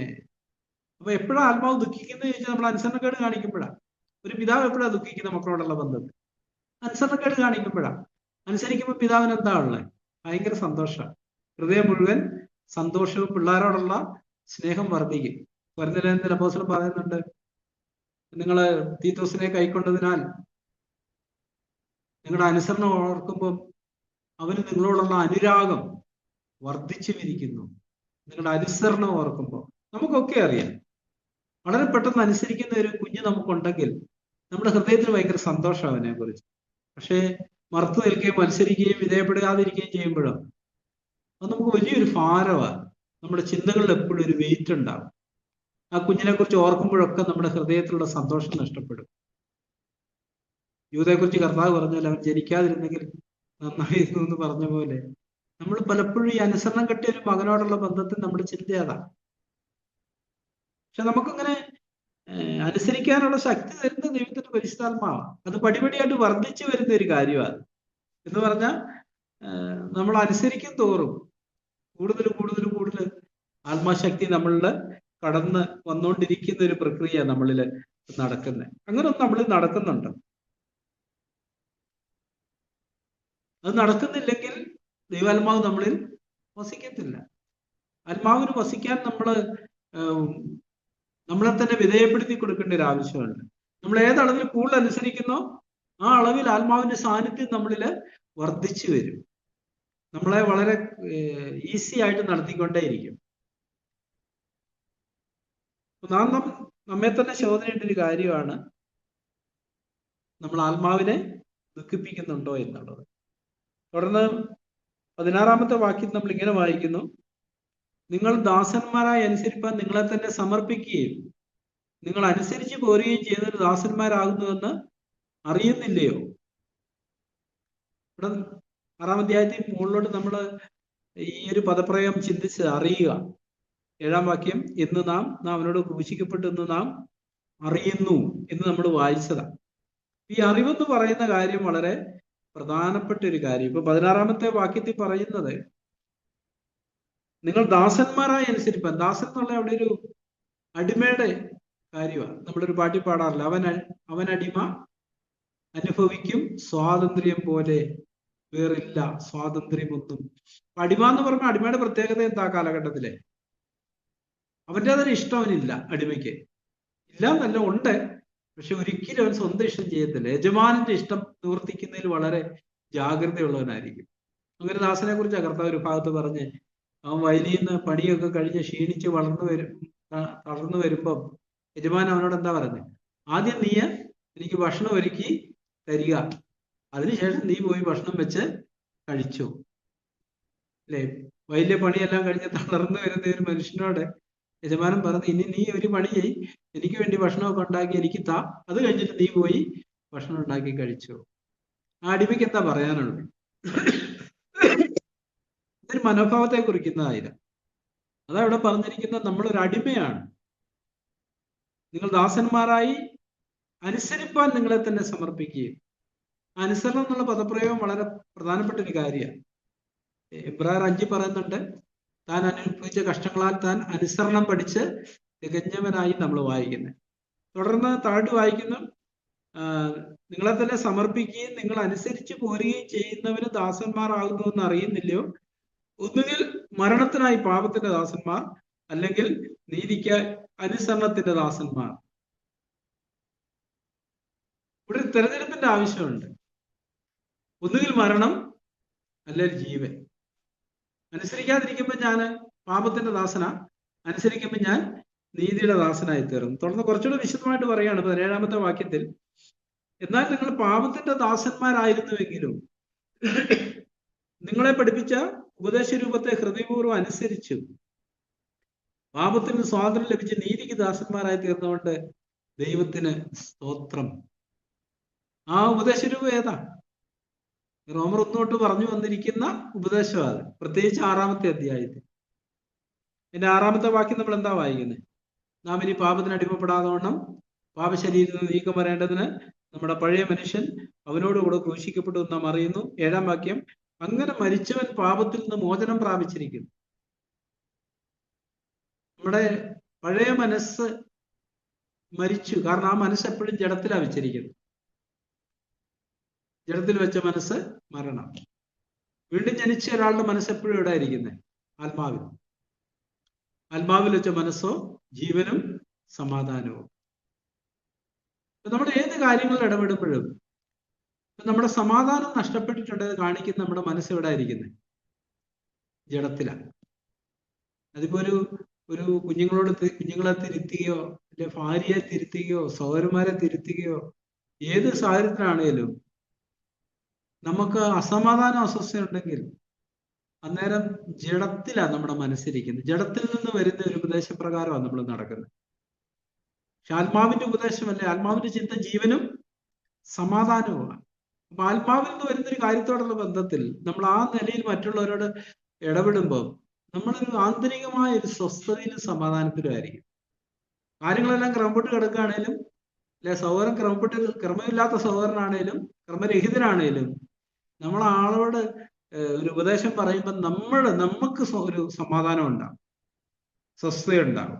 ആത്മാവിൽ നിന്ന് വരുന്ന ഉപദേശത്തിന്റെ പ്രത്യേകതയാണ്. പക്ഷെ ജഡത്തിൽ നിന്നാണെങ്കിൽ നമ്മൾ അസ്വസ്ഥരായിരിക്കും. ഞാൻ എപ്പോഴും ചിന്തിക്കുന്ന ഒരു കാര്യമാണ്, അബ്രഹാമിനെ ദൈവം വിളിച്ച് കനാനിലേക്ക് പോവാൻ. പക്ഷെ അവിടെ ഉൽപ്പത്തി പറയുന്ന ഒരു കാര്യം, പുറപ്പെട്ടത് തേരഹ. അങ്ങനെ അവര് അവിടുന്ന് പുറപ്പെട്ട് ഹാരാനിൽ വന്ന് പാർത്തു. അവിടെ വെച്ച് തേരഹ് മരിച്ചു. അത് വീണ്ടും ദൈവം അബ്രഹാമിനോട് പറഞ്ഞു, ആദ്യം പറഞ്ഞ കാര്യം തന്നെ പറഞ്ഞു. അപ്പൊ എന്ന് പറഞ്ഞാൽ പലപ്പോഴും ഗലാത്യലേഖനം നമ്മളിങ്ങനെ വായിക്കുന്നുണ്ട്, റോമൻസ് വായിക്കുന്നുണ്ട്, ഏതോ ഒന്നാമത് വരുന്നേ പ്രാകൃതമാണ്, ആത്മീയം ഭിന്നത്തിലാ വരുന്നത് എന്ന് പറഞ്ഞാൽ നമുക്കൊന്നൊരു വെളിപ്പാട് കിട്ടിയാൽ പോലും ഈ നമ്മുടെ ദേഹിയാണ് ഇതുകൊണ്ട് ആദ്യം മുന്നിലോടാൻ പോകുന്നത്. അപ്പൊ ദേഹി എന്ന് വരുന്ന ഒരു എരിവും ഒരു ഭയങ്കര സീലൊക്കെ ആയിട്ട് നമ്മൾ പോകുന്നത്. നമ്മൾ കുറച്ച് നിശബ്ദനായിരിക്കുകയും നമ്മളെ തന്നെ താഴ്ത്തുകയും ചെയ്യുന്നിടത്ത് സാവകാശത്തിൽ ആത്മാവ് ആ ലീഡിങ് എടുക്കുന്ന കാണാൻ കഴിയും. ആത്മാവ് ലീഡിങ് എടുത്തു കഴിയുമ്പോൾ ഒരു സഹോദരനെ തിരുത്തുന്ന കാര്യമായിക്കോട്ടെ, അല്ലെ ഭാര്യ മക്കളെ തിരുത്തുന്ന കാര്യമായിക്കോട്ടെ, ആത്മാവിന്റെ ലീഡിങ്ങിലാണ് വരുന്നെങ്കിൽ നമ്മുടെ ഹൃദയം മുഴുവൻ സ്നേഹവും കരുണയും ക്ഷമയൊക്കെ ആയിട്ട് നമ്മൾ ചെല്ലുന്നത്. സഹോദരനോട് നമുക്ക് അകൽച്ചയൊന്നുമില്ല. എൻ്റെ ഭാര്യയോട്, കുഞ്ഞുങ്ങളോട്, എൻ്റെ ഭർത്താവിനോട് ഒരകൽച്ചയും കാണത്തില്ല. നമ്മൾ വളരെ സ്വസ്ഥതയിലും സമാധാനത്തിലുമാണ് നമ്മൾ അവരോട് നമ്മുടെ വിയോജിപ്പുകളോ ഉപദേശങ്ങളോ ഒക്കെ പറയുന്നത്. പക്ഷെ ജഡമായാലും ഏറ്റെടുക്കുമ്പോൾ നമ്മളൊരു പ്രത്യേക തരത്തിലാണ് നിൽക്കുന്നത്, ഒരു പരീക്ഷത്വത്തിലാണ് നിൽക്കുന്നത്. നമുക്ക് അവരോട് കരുണ കാണിക്കാൻ കഴിയത്തില്ല. യഥാർത്ഥത്തിൽ കൃപ നമ്മളിൽ ഉണ്ടാക്കുന്ന ഏറ്റവും വലിയൊരു പ്രവൃത്തി കരുണയിൽ നമ്മളെ സമ്പന്നരാക്കുക എന്നുള്ളതാണ്. എഫേസ്യരിൽ നമ്മളത് വായിക്കുന്നുണ്ട്. കരുണാസമ്പന്നനായ ദൈവമോ നമ്മെ സ്നേഹിച്ച് മഹാസ്നേഹം നിമിത്തം നമ്മളും അതേ പ്രതിമയായിട്ട് രൂപാന്തരപ്പെടുന്നത്.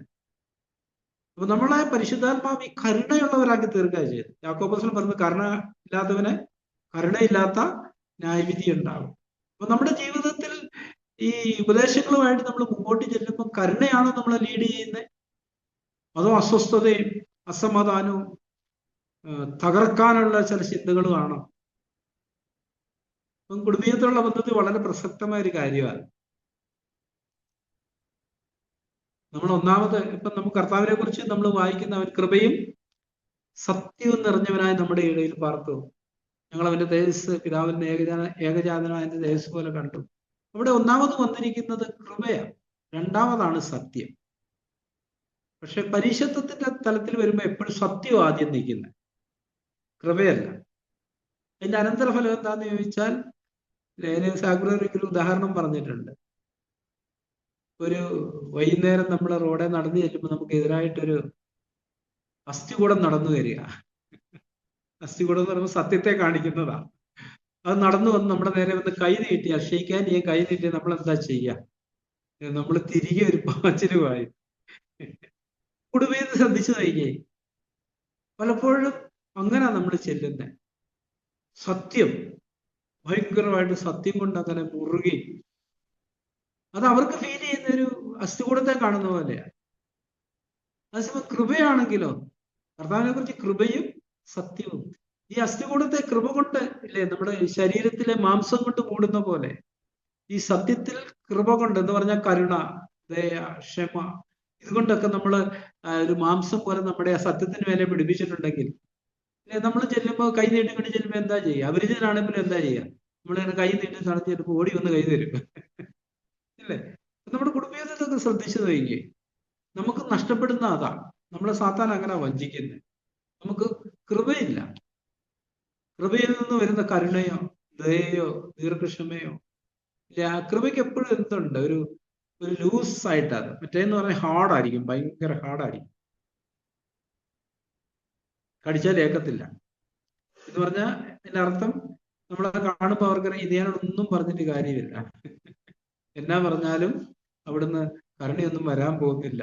ഇല്ല, അവരകന്നകന്നകന്ന് പോയിക്കൊണ്ടേയിരിക്കും കുഞ്ഞുങ്ങളോടുള്ള ബന്ധത്തില്.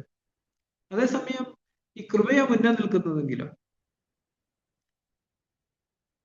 അതാ നമ്മുടെ അടുക്കിലേക്ക് വരാൻ. ഇന്ന് കൃപ കൊണ്ട് ഞാൻ ഉദ്ദേശിക്കുന്ന ഒരു കാര്യം, കഴിഞ്ഞ ദിവസം ഒരു ബ്രദറുമായിട്ട് സംസാരിച്ചപ്പം ബ്രദർ ഇങ്ങനെ പറയാ, ബ്രദറെ ഞാൻ എന്നെ തന്നെ വളരെയേറെ സൂക്ഷിക്കുന്നുണ്ട്, എൻ്റെ ഒരു തെറ്റും ഭാര്യയ്ക്ക് പറയാൻ പറ്റത്തില്ല. അപ്പൊ ഞാൻ പറഞ്ഞു, ബ്രദറെ കർത്താവ് ക്രൂശി മരിച്ചപ്പോൾ രണ്ട് കാര്യമാണ് സംഭവിച്ചത്. നാം പാപത്തിന് മരിച്ചാൽ മാത്രം പോരാ, നീതിക്ക് ജീവിക്കുകയും വേണം എന്ന് പറഞ്ഞാൽ സഹോദരി നോക്കിയ ഒരു കുറ്റവും പറയാനില്ലെങ്കിലും തിരിച്ച് സഹോദരിയോടുള്ള ബ്രദറിന്റെ മനോഭാവം എന്താ? സ്നേഹമുണ്ടോ? കരുണയുണ്ടോ? ക്ഷമയുണ്ടോ? ദയയുണ്ടോ? അവർക്ക് നമ്മുടെ അടുത്ത് വരാൻ കഴിയുന്നുണ്ടോ? അപ്പൊ നമുക്ക് അവരെ ഒന്ന് ചേർത്ത് പിടിക്കാൻ കഴിയുന്നുണ്ടോ? മുഖത്തേക്ക് നോക്കി എനിക്ക് നിന്നെ ഇഷ്ടമാണെന്ന് പറയാൻ പറ്റുമോ? ഒരു തെറ്റൊന്നും ചെയ്യുന്നില്ല. ഇല്ല, രണ്ട് കാര്യങ്ങളുണ്ട്. പാപം എന്ന് പറയുമ്പോൾ ഒന്ന് ചെയ്യരുതെന്ന് പറയുന്നത് ചെയ്യുന്നതും, മറ്റൊന്ന് ചെയ്യാൻ പറയുന്നത് ചെയ്യാതിരിക്കുന്നതുമാണ്. ഈ ചെയ്യരുതെന്ന് പറയുന്ന ഒന്നും ഞാൻ ചെയ്യുന്നില്ല, ഭാര്യയുടെ കൈപ്പായിട്ടിരിക്കുന്നില്ല, ദോഷമൊന്നും ചെയ്യുന്നില്ല, ഇതെല്ലാം ചെയ്യുന്നുണ്ട്. പക്ഷെ അതിന്റെ എതിർവശത്ത് സ്നേഹമുണ്ടോ? നമ്മുടെ ഹൃദയ ആർദ്രമാണോ അവരോടുള്ള ബന്ധത്തിൽ? അവരെ ചേർത്ത് പിടിക്കാനും ഉത്സാഹിപ്പിക്കാനും ഒക്കെയുള്ളൊരു മനസ്സുണ്ടോ? അതോ കുറ്റപ്പെടുത്താനും പരാതി പറയാനോ? ഞാൻ പൂർണ്ണമായിട്ട് ശരിയാ, നീ ഫുള്ള് തെറ്റാ. എന്റെ അനന്തരഫലം എന്താ? ദൈവം ഇതുകൊണ്ട് ആഗ്രഹിക്കുന്നതിൽ കൂട്ടായ്മ ബന്ധം ഉണ്ടാണോ എന്നുള്ളത്. അപ്പോസ്തലൻ യോഹന്നാനും പറയുന്നുണ്ടല്ലോ, ഞാൻ ഇതെല്ലാം നിങ്ങളോട് അറിയിക്കുന്നേ നിങ്ങൾക്ക് ഞങ്ങളോട് കൂട്ടായ്മ ഉണ്ടാകാനായിട്ടാ. കൂട്ടായ്മ എന്ന് പറഞ്ഞാൽ എന്താ എന്റെ അർത്ഥം? അല്ലേ, ഒരേ വീട്ടിൽ തന്നെ ജീവിക്കുകയും ഒരു കൂട്ടായ്മ ബന്ധം ഇല്ലാതെ വർഷങ്ങളോളം നമുക്ക് പോകാനും കഴിയും. പഠിച്ചുകൊണ്ടിരുന്ന കാലത്ത് എനിക്കൊരു സുഹൃത്തുണ്ടായിരുന്നു. ഒരു ദിവസം പുള്ളി എന്നോട് പറഞ്ഞു, എന്റെ അപ്പനും അമ്മയും തമ്മിൽ മിണ്ടിയിട്ട് 20 വർഷമായെന്ന് പറഞ്ഞു. ഒരു വീട്ടിലാണ് താമസിക്കുന്നത്. 20 വർഷമായിട്ട് ഇവര് തമ്മിൽ മിണ്ടിയിട്ടില്ല. പക്ഷെ യഥാർത്ഥത്തിൽ ഈ ദൈവികമായ ഒരു പ്രവൃത്തി നമ്മൾ നടക്കുന്നുണ്ടെങ്കിൽ ഒരു കൂട്ടായ്മ നമുക്ക് വർദ്ധിച്ചു വന്നുകൊണ്ടേയിരിക്കും. കുഞ്ഞുങ്ങളോടുള്ള ബന്ധത്തിലോ ഭാര്യ ഭർത്തൃ ബന്ധത്തിലെല്ലാം കൂടുതൽ കൂടുതൽ കൂടുതൽ കൂടുതൽ കൂടുതൽ നമ്മൾ അടുത്തോണ്ടിരിക്കും. ഹൃദയം കൊണ്ട് പിരിയാൻ പറ്റാത്ത ഒരു ബന്ധമുള്ളവരായിട്ട് നമ്മൾ തീരും. അപ്പൊ കർത്താവുമായിട്ടുള്ള ബന്ധത്തെക്കുറിച്ച് പഴയ നിയമ ഭക്തന്മാർ അല്ല പഴയകാല ഭക്തന്മാരെങ്ങനെ പാടി? പിരിയാ ബന്ധമാണിത്, പിരിയാ ബന്ധമാണിത്, പിരിയാ ബന്ധമാണിത് യുഗകാലം മുഴുവൻ. എന്തുകൊണ്ടാണ്? അല്ലേ, കർത്താവ് നമ്മളുമായിട്ടൊരു കൂട്ടായ്മ ബന്ധം വർദ്ധിച്ച് വർദ്ധിച്ച് വർദ്ധിച്ച് വരുന്തോറുമാണ് അവനുമായിട്ട് നമ്മുടെ ഏക ശരീരവും ഏക ആത്മാവുമായിട്ട് തീരുന്നത്. എന്ന് പറഞ്ഞാൽ ഭാര്യ ഭർത്തൃ ബന്ധത്തിൽ ഇത് വളരെ പ്രധാനപ്പെട്ട ഒരു കാര്യമാണ്. ഈ കൂട്ടായ്മ ബന്ധം വർദ്ധിച്ചു വന്നുകൊണ്ടേയിരിക്കണം. പരസ്പരം കാണുന്ന ഒരു സന്തോഷമായി തീരണം. കുറച്ചേരം വർത്താനം പറയുന്ന ഒരു സന്തോഷമായി തീരണം. അത് സംഭവിക്കുന്നില്ലെങ്കിൽ നമുക്ക് നമ്മളെ കുറിച്ച് തന്നെ നമ്മൾ നീതിമാനെന്ന് നടിക്കുക ചെയ്യുന്നത്. കർത്താവ് അങ്ങനെ പറഞ്ഞു, തങ്ങൾ നീതിമാന്മാരെന്ന് നടിച്ച് മറ്റുള്ളവരെ ധിക്കരിക്കുന്ന ചിലരെ കുറിച്ച് കർത്താവ് ഒരു ഉപമ പറഞ്ഞത്. അല്ലെ, ശരിക്കും ദൈവിക ജീവനാണ് നമ്മൾ വ്യാപരിക്കുന്നതെങ്കിൽ ഒരു കൂട്ടായ്മ ബന്ധം വർദ്ധിച്ചുകൊണ്ടേയിരിക്കും. സ്നേഹം, ഒരു ലേഖനത്തിൽ അപ്പോസ്തലൻ എഴുതി, നിങ്ങളിലൊക്കെ അന്യോന്യമുള്ള സ്നേഹം വർദ്ധിച്ച് കവിയുമാറാകണം. സ്നേഹം വർദ്ധിച്ച് കവിയുക എന്ന് പറഞ്ഞാൽ എന്താ അർത്ഥം? നോട്ടത്തിലും വാക്കിലും സംസാരത്തിലും ഇടപാടുകളിലെല്ലാം നമ്മളോട് ഇടപെടുന്നവർക്ക് ഈ കവിഞ്ഞ് ഒരു സ്നേഹം നമ്മളിൽ നിന്ന് അവരിലേക്ക് ഒഴുകുന്ന കാണാൻ കഴിയും. എന്ന് പറഞ്ഞാൽ അതുകൊണ്ട് ഉദ്ദേശിക്കുന്നത് ദീർഘമായി ക്ഷമിക്കുന്നത്, ദയ കാണിക്കുന്നു, ദോഷം കണക്കിടാതിരിക്കുന്നു, എല്ലാം വിശ്വസിക്കുന്നു, എല്ലാം പ്രത്യാശിക്കുന്നു, എല്ലാം സഹിക്കുന്നു. സ്നേഹം നമ്മളിൽ നിറഞ്ഞിട്ടും പുറത്തേക്ക് മറ്റുള്ളവർക്കത് അനുഭവിച്ചറിയാം. അല്ലെ, അപ്പോസ്തലൻ അങ്ങനെ പറഞ്ഞു, ഞങ്ങള് കണ്ടതും ഞങ്ങളുടെ കണ്ണുകൊണ്ട് കണ്ടതും ചെവി കൊണ്ട് കേട്ടതും ഞങ്ങളുടെ കൈകൊണ്ട് തൊട്ടതുമായ ജീവന്റെ പ്രമാണം സംബന്ധിച്ച് അനുഭവിച്ചത്. അപ്പം കുടുംബജീവിതത്തിൽ ഈ കൃപ നമ്മളിൽ വർദ്ധിച്ചു വരുന്നുണ്ടെങ്കിൽ മറ്റുള്ളവർക്ക് ഇത് അനുഭവിച്ചറിയാൻ കഴിയും. അങ്ങനെയുള്ളിടത്ത് നമ്മുടെ സാന്നിധ്യം അവർക്ക് വളരെ ഉത്സാഹം നൽകുന്നതായിരിക്കും. എപ്പോഴും നമ്മുടെ സാന്നിധ്യത്തിന് വേണ്ടി കൊതിച്ചുകൊണ്ടിരിക്കും. ഈ പരിശുദ്ധത്തിൽ നമ്മൾ വരുന്നിടത്ത് ഇതിലേലി പുള്ളിന്ന് പോയാൽ മതി, രാത്രിക്കാനും കയറി വന്നാൽ മതിയായിരുന്നു, അത്രയും നേരം സ്വസ്ഥമായിരിക്കാമല്ലോ എന്ന് ചിന്തിക്കും. ഈ കൃപ ഇങ്ങനത്തെ ഒരു പ്രവൃത്തി നമ്മൾ നിരന്തരമായിട്ട് ചെയ്യുന്നുണ്ട്. ഇപ്പൊ 17-ാമത്തെ വാക്യത്തിലാണ് നമ്മൾ വായിച്ചത്, നിങ്ങൾ പാപത്തിന്റെ എന്ന് പറഞ്ഞാൽ നിങ്ങൾ കോപത്തിനും ഈർഷ്യയ്ക്കും കയ്പിനും മോഹത്തിനും പരാതിക്കൊക്കെ അടിമകളായിരുന്നു എങ്കിലും നിങ്ങളെ പഠിപ്പിച്ച ഉപദേശരൂപത്തെ ഹൃദയപൂർവ്വം അനുസരിച്ച് പാപത്തിൽ നിന്ന് സ്വാതന്ത്ര്യം ലഭിച്ചു എന്ന് പറഞ്ഞാൽ എന്താ അതിന്റെ അർത്ഥം? ശരിക്കും പാപത്തെ ജയിച്ചു. ഇനി ആ കോപത്തിന് അടിമയല്ല, മോഹത്തിന് അടിമയല്ല, പരാതിയില്ല, പിറുപിറുപ്പില്ല, അസൂയയില്ല, കയ്പില്ല. അവിടെ അങ്ങനെ വളരെ വ്യക്തമായിട്ടാണ് പറഞ്ഞിരിക്കുന്നത്. നിങ്ങൾ പാപത്തിൽ നിന്ന് സ്വാതന്ത്ര്യം പ്രാപിച്ച് നീതിക്ക് ദാസന്മാരായി തീർന്നു പറഞ്ഞാൽ ദൈവിക സ്വഭാവത്തിന് അടിമയായി തീർന്നു. നമ്മൾ ഒരിക്കൽ പാപത്തിന് അടിമയായിരുന്നു, ഇന്ന് ദൈവ സ്വഭാവത്തിന് അടിമയായി തീർന്നു. ഒരിക്കൽ കോപവും ഈർഷ്യയും ശാഠ്യവും പകയൊക്കെ ആയിരുന്നു മറ്റുള്ളവർ നമ്മൾ ഇന്ന് അനുഭവിക്കുന്നെങ്കിൽ ഇന്നോ കൊലോസ്യർ 3:12 പറയുന്നത് എന്താ? ആകയാൽ മനസ്സലിവ്, ദയ, താഴ്മ, അല്ലെ, കൊലോസ്യർ 3:12 പറയുന്ന ഒരു കാര്യങ്ങൾ അതാണ്. അതുകൊണ്ട് ദൈവത്തിന്റെ വ്രതന്മാരും വിശുദ്ധന്മാരും പറയും, മനസ്സലിവ്, ദയ, താഴ്മ, സൗമ്യത, ദീർഘക്ഷമ എന്നിവ ധരിച്ചുകൊണ്ട്. നീതിക്ക് ദാസനായി തീർന്നു പറഞ്ഞാൽ നമ്മളെ നോക്കുന്നവർക്ക് ഇതൊക്കെ ഇപ്പറഞ്ഞ കാര്യങ്ങളൊക്കെ കാണാൻ കഴിയുന്നത്. പക്ഷെ മുമ്പേ നമ്മൾ കണ്ടിരുന്ന കാര്യത്തെക്കുറിച്ച് പറഞ്ഞിരിക്കുന്നത്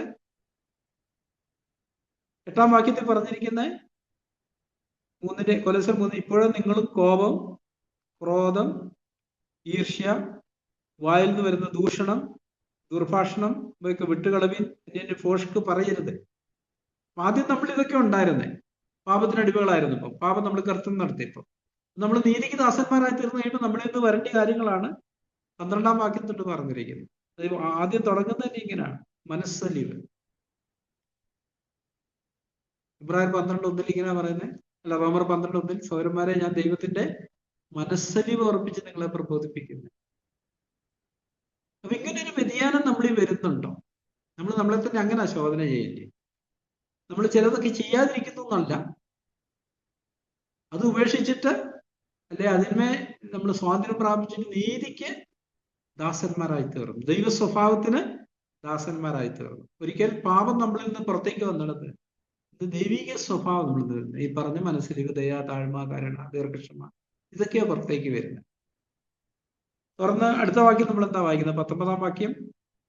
പ്രായോഗികമായിട്ട് അപ്പോസ്തലൻ പറയുകയാണ്, നിങ്ങളുടെ ജഡത്തിന്റെ ബലഹീന നിമിത്തം ഞാൻ മാനുഷ്യ രീതിയിൽ പറയുന്നു, നിങ്ങളുടെ അവയവങ്ങളെ അധർമ്മത്തിനായി, അശുദ്ധിക്കും അധർമ്മത്തിനും അടിമകളായി സമർപ്പിച്ചതുപോലെ ഇപ്പോൾ നിങ്ങളുടെ അവയവങ്ങളെ വിശുദ്ധീകരണത്തിനായി നീതിക്ക് അടിമകളാക്കി സമർപ്പിപ്പീൻ.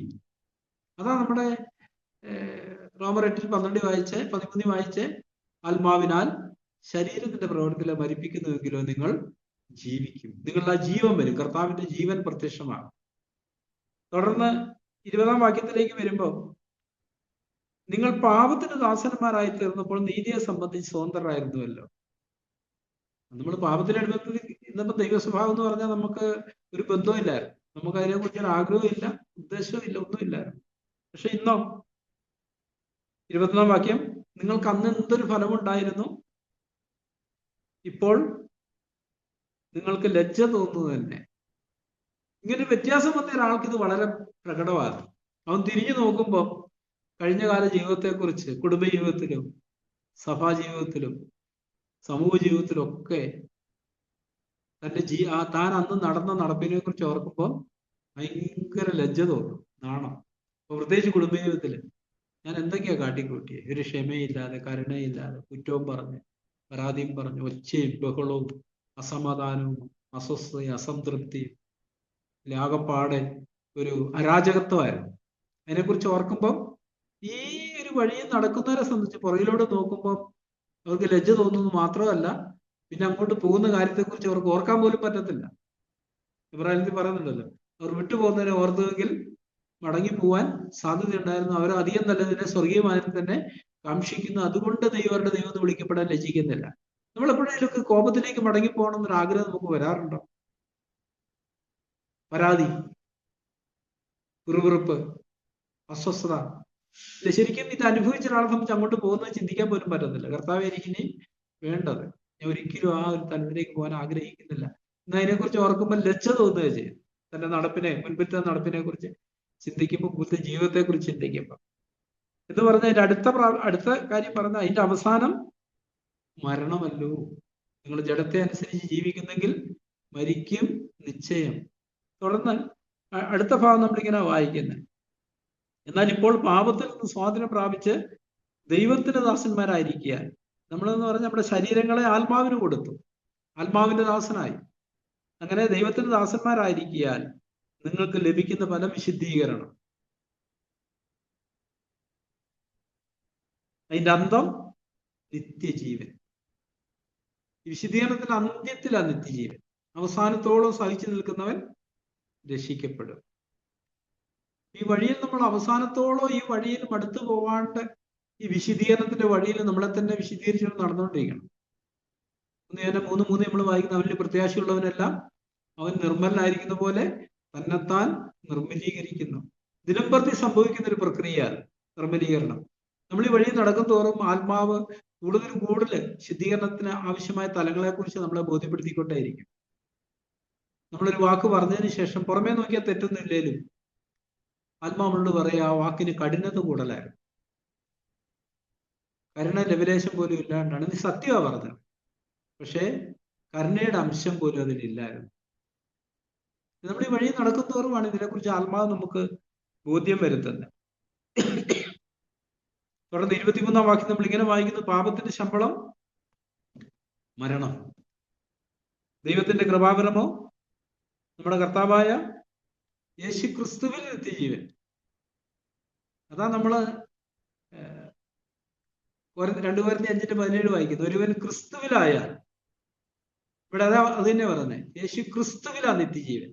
നമ്മൾ യോഹന്നാൻ പറയുന്നുണ്ട്, അവന്റെ പുത്രനെ യേശുവിൽ നിത്യജീവനുണ്ട്. പുത്രനുള്ളവന് ജീവനുണ്ട്, പുത്രനെ അനുസരിക്കാത്തവനോ ജീവനെ കാണുകയില്ല, ദൈവകോപം അവന്റെ മേല് അധിവസിക്കുന്നു. യോഹന്നാന്റെ സുവിശേഷം 3-ാം അധ്യായത്തിൽ അതാ പറയാം. അതുകൊണ്ടാണ് ഗലാത്യർ 5:20 അപ്പോസ്തലൻ പറഞ്ഞ്, ഇനി ഞാൻ ജീവിക്കുന്നില്ല, എന്നിൽ ക്രിസ്തു അത്രേ എന്നിൽ ജീവിക്കുന്നു. അപ്പൊ എന്നിലൂടെ ക്രിസ്തു ജനിച്ചു. ഗലാത്യരിൽ പറയുന്നത്, ക്രിസ്തുവിൽ ഉരുവാകുവോളം ഞാൻ പ്രസവപ്പെടുന്ന കുഞ്ഞുങ്ങളെ വീണ്ടും ജനിക്കുമ്പോൾ ഒരു അർത്ഥത്തിൽ പറഞ്ഞ കർത്താവ് നമ്മളിൽ ജനിക്കുന്നു, കർത്താവ് നമ്മളിൽ വളരുന്നു.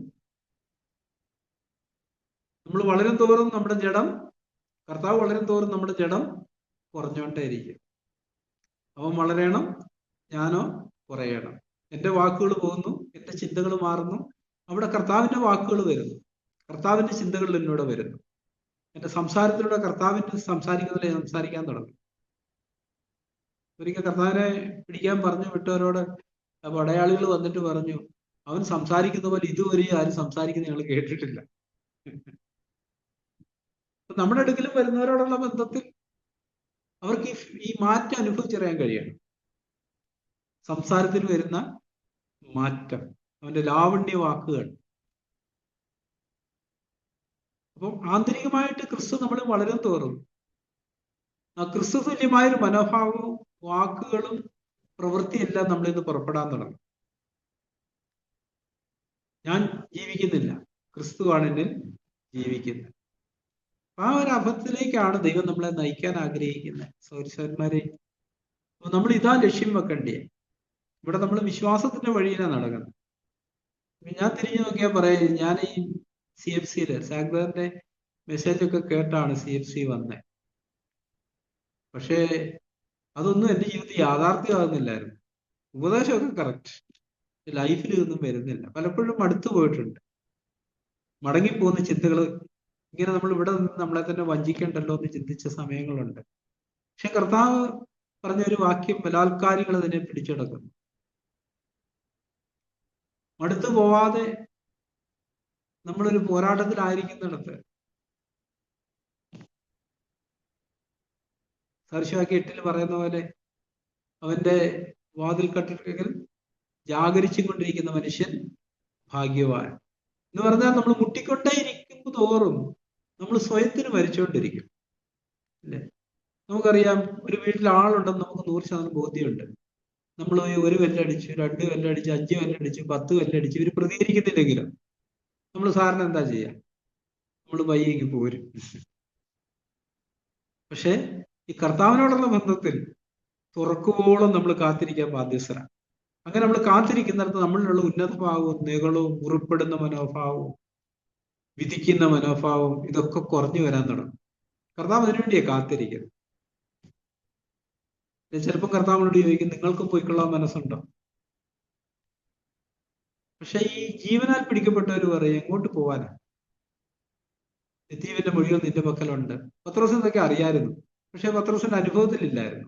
ഉണ്ടായിരുന്നു, ആത്മാവിൽ പിടിക്കപ്പെട്ടിട്ടുണ്ടായിരുന്നു, പക്ഷെ അവന്റെ പ്രവൃത്തിയും വാക്കുകളെല്ലാം പലപ്പോഴും അതിന് വിരുദ്ധമായിരുന്നു. അവസാനം കർത്താവിനെ തള്ളി പറയും കൂടെ ചെയ്തു. പക്ഷെ കർത്താവ് എന്നെ കൈവിട്ടില്ല. അപ്പൊ നമ്മുടെ ജീവിതത്തിലുള്ള ബന്ധത്തിൽ കർത്താവ് നമുക്ക് വേണ്ടി കാത്തിരിക്കുകയാണ് ചെയ്യുന്നത്. നമ്മളില് ഈ ഒരു വ്യത്യാസം, യഥാർത്ഥത്തിൽ നമ്മളൊരു ആവശ്യക്കാരനാണോ? യഥാർത്ഥത്തിൽ നമുക്ക് ദാഹമുണ്ടോ? യോഹന്നാൻ 7 കർത്താവ് വിളിച്ച്, ദാഹിക്കുന്നവൻ വരട്ടെ. ദാഹമുള്ളവന് ഒരിടത്ത് വെള്ളം ഉണ്ടെന്നറിയാം.